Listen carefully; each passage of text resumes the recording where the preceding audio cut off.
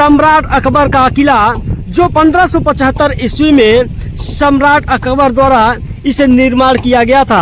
हालांकि वर्तमान स्थिति में यह पूरा भाग पर्यटकों के लिए नहीं खोला गया है। दोस्तों, आपको बताना चाहेंगे कि इस किले में कई ऐसे रहस्य मौजूद हैं जिसे भारतीय सेना अपने अंडर में ले रखा है। तो दोस्तों, इस तरफ तस्वीरों में देख पा रहे होंगे प्रयागराज के अरैल संगम परिक्षेत्र में पानी में तैरता हुआ अस्थायी रेस्टोरेंट को तैयार किया जा रहा है। यह रेस्टोरेंट प्रयागराज में महाकुंभ के दौरान आपको पूरे संगम में पानी में तैरता हुआ नजर आएगा। तो नमस्कार दोस्तों, मैं हूं रमेश पटेल। आज हम एक बार पुनः प्रयागराज के अरैल संगम परिक्षेत्र में हैं। दोस्तों, लगभग 5 दिन बाद आज हम प्रयागराज के अरैल संगम परिक्षेत्र में आए हैं और महाकुंभ को लेकर प्रयागराज के अरैल संगम परिक्षेत्र में 5 दिन में क्या कुछ परिवर्तन हुआ है, आइए आप लोगों को उसका अवलोकन कराने का काम करते हैं। दोस्तों, यूं ही नहीं कहा जाता धर्म और अध्यात्म की नगरी।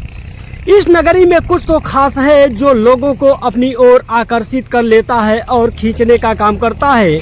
यहाँ पर देख पा रहे होंगे प्रयागराज के अरैल संगम परिक्षेत्र में हर तरफ अब आप लोगों को तंबुओं का शहर बसता हुआ देखा जा सकता है। 5 दिन पहले यहाँ की तस्वीरों का जब हम आप लोगों को अवलोकन कराने का काम किया था, उस दौरान यहाँ पर टीन, चद्दर और बांस बल्लियों से अपनी जमीन को घेरने का काम किया जा रहा था। लेकिन आज की जो ताज़ा वर्क अपडेट है, आपको पूरे परिक्षेत्र में तंबुओं का शहर, मठों का शिविर बसता हुआ देखा जा सकता है। तो देख पा रहे बड़े बड़े शिविर और तंबुओं का शहर निरंतर बसाने का कार्य किया जा रहा है। इसी तरह से पूरे अरैल ही नहीं अपितु झूसी परिक्षेत्र, त्रिवेणी संगम, दशाश्वमेध घाट सहित लगभग 92 किलोमीटर परिक्षेत्र में इस बार महाकुंभ को पूरी भव्यता और दिव्यता के साथ बसाने और संवारने का काम किया जा रहा है। अनुमान है कि इस बार के महाकुंभ में देश ही नहीं बल्कि जो विदेश के पर्यटक हैं, जो श्रद्धालु हैं, उनका लगभग 40 करोड़ से अधिक गरिमामय उपस्थिति होने वाला है। यही कारण है कि इस बार की महाकुंभ को पूरी भव्यता के साथ बसाने का कार्य किया जा रहा है। दोस्तों, आपको बताना चाहेंगे कि धर्म और अध्यात्म की नगरी प्रयागराज में प्रत्येक वर्ष माघ मेला 6 वर्ष पर अर्धकुंभ का प्रायोजन किया जाता है। लेकिन उस दौरान इस तरह की तैयारियां देखने को नहीं मिलती थी। लेकिन इस बार जो भारत का सबसे बड़ा धार्मिक मेले का प्रायोजन किया जा रहा है, उसको ध्यान में रखते हुए इस बार महाकुंभ की जो तैयारी है वह काफ़ी तेज गति से किया जा रहा है। दिन व रात यहाँ पर जो भी कार्यदायी संस्था है, जो भी श्रमिक मजदूर हैं, उनके द्वारा महाकुंभ को बसाने व संवारने का काम किया जा रहा है। तो दोस्तों, अभी हम प्रयागराज के अरैल संगम परिक्षेत्र में है और अरैल संगम परिक्षेत्र में लगभग 5 दिन बाद यहाँ की जो तस्वीर है वह पूरी तरह से बदल चुकी है। तो दोस्तों, इस तरह तस्वीरों में आपको देखने को मिल जाए प्रयागराज के अरैल संगम परिक्षेत्र में कुछ इस तरह से महाकुंभ बसाने की तैयारी की जा रही है।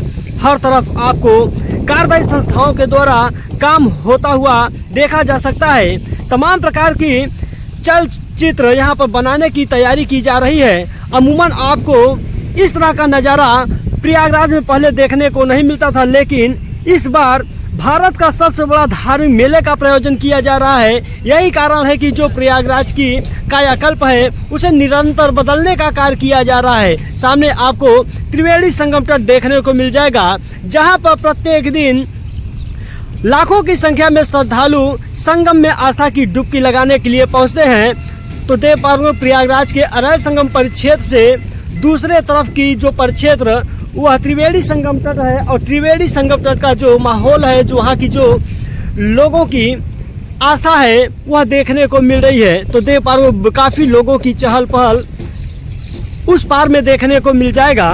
तो दोस्तों, अभी हम प्रयागराज के अरैल संगम परिक्षेत्र में और अरैल संगम परिक्षेत्र में महाकुंभ बसाने की जो तैयारी है वह आपको देखने को मिल रहा होगा। सामने आपको देखने को मिल जाएगा सम्राट अकबर का किला जो 1575 ईस्वी में सम्राट अकबर द्वारा इसे निर्माण किया गया था। हालांकि वर्तमान स्थिति में यह पूरा भाग पर्यटकों के लिए नहीं खोला गया है। दोस्तों, आपको बताना चाहेंगे कि इस किले में कई ऐसे रहस्य मौजूद हैं जिसे भारतीय सेना अपने अंडर में ले रखा है और ज़्यादातर हिस्सों को पूरी तरह से बंद कर दिया गया है, जबकि इस किले में गैलरी जहां पर ऊंची मीनारें देखने को मिलेंगी, साथ ही अशोक स्तंभ, सरस्वती कूप, जोधाबाई महल देखने को मिलेगा। यानी अकबर की पत्नी जोधाबाई महल भी आपको देखने को मिलेगा। इसकी अगर हम लंबाई की बात करें तो लगभग 500 मीटर में यह पूरा परिक्षेत्र फैला हुआ है। तो देख पा रहे होंगे जो इसकी दरवाजे हैं वह यमुना की तट की ओर खुला है और यही दरवाजे से अकबर अपनी पत्नी के साथ रहा करते थे और यहाँ यमुना नदी में स्नान करने के लिए आया करते थे। तो दोस्तों देख पा रहे होंगे जो सम्राट अकबर के द्वारा बनाया गया किला कुछ इस तरह से आज भी अपनी उसी दशा स्थिति में मौजूद है। हालांकि महाकुंभ को ध्यान में रखते हुए सरकार द्वारा इस किले का जो कायाकल्प है वह बाहरी क्षेत्र से बदलने का काम किया जा रहा है, लेकिन जो अंदर का सिरा है, जो अंदर की तमाम प्रकार की रियासतें हैं, उसे आज भी भारतीय सेना अपने कब्जे में ले रखा है और उस पर किसी का द्वारा हस्तक्षेप नहीं किया जा रहा है। तो दोस्तों इस तरफ तस्वीरों में देख पा रहे होंगे प्रयागराज के अरैल संगम परिक्षेत्र में पानी में तैरता हुआ अस्थायी रेस्टोरेंट को तैयार किया जा रहा है। यह रेस्टोरेंट प्रयागराज में महाकुंभ के दौरान आपको पूरे संगम में पानी में तैरता हुआ नजर आएगा, जो प्रयागराज में आने वाले महाकुंभ के दौरान वीवीआईपी गेस्ट होंगे, जो देश नहीं अपितु विदेश के जो वीवीआईपी पर्यटक होंगे उनके लिए यह रेस्टोरेंट को तैयार किया जा रहा है। तो देख पा रहे कितनी भव्य और दिव्य तरीके से इस रेस्टोरेंट को तैयार किया जा रहा है। तो देख पा रहे जैसे ही आप इस रेस्टोरेंट पर चढ़ने का काम करेंगे, तो देख पा रहे जैसे आप इस रेस्टोरेंट पर चढ़ने का काम करेंगे, यहाँ पर आपको सीढ़ी मिलेगी और सीढ़ी के जस्ट सामने आपको यहाँ पर कुंडनुमा देखने को मिलेगा। हालांकि इस कुंड के चारों ओर रेलिंग से घेर दिया गया है। इस कुंड में जो यहाँ पर कार्य कर रहे मजदूरों से हम जब बात किया तो उनके द्वारा बताया गया कि जो भी लोग अपने परिवार के साथ आएंगे उनके लिए इस कुंड में नहाने की व्यवस्था है और इसके बगल चेंजिंग रूम भी बनाए गए हैं। तो देख पा रहे जो भी श्रद्धालु, जो भी पर्यटक पानी में तैरता हुआ रेस्टोरेंट पर इसका लुत्फ उठाने आएंगे, वह इस कुंड में स्नान करने के बाद यहाँ पर बनाए गए अस्थायी चेंजिंग रूम में जाकर अपने वस्त्र को चेंज कर सकते हैं। तो देख पा रहे काफ़ी भव्य तरीके से जो वीवीआईपी लोग हैं उनके लिए यह रेस्टोरेंट तैयार किया जा रहा है। दोस्तों देख पा रहे यहाँ पर TAS कुमार के नाम से यहाँ पर एक मशीन लगाई गई है और इस मशीन में हैंडल और स्टीयरिंग लगाया गया है। इसी से पूरे पानी में तैरता हुआ जो अस्थायी रेस्टोरेंट है इसे कंट्रोल करने का काम किया जाएगा। तो देख पा रहे यह इस रेस्टोरेंट का हैंडल और मशीन है जो पूरे महाकुंभ में आप लोगों को पानी में घुमाने का काम करेगा।